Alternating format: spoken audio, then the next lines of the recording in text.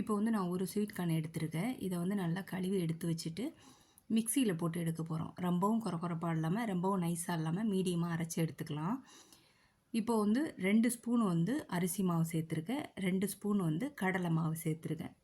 எவ்வளோ வேணுமோ அந்த அளவு பார்த்துக்கங்க. 1/4 டேபிள் ஸ்பூன் வந்து ஜீரகம் சேர்த்துருக்கேன். உப்பு தேவையான அளவு, 1/4 டேபிள் ஸ்பூன் வந்து மிளகுத்தூள் சேர்த்துருக்கேன். ஒரு பச்சை மிளகா கட் பண்ணியிருக்கேன். 1/4 பழம் எலுமிச்சம்பழம் புழிஞ்சு விட்ருக்கேன். இது எல்லாத்தையும் நல்லா மிக்ஸ் பண்ணிக்கலாம். அடுத்ததாக வந்து நான் வந்து குட்டி குட்டியாக வடை மாதிரி தட்டி போட்டிருக்கேன். உங்களுக்கு எப்படின்னு பார்த்துக்கங்க.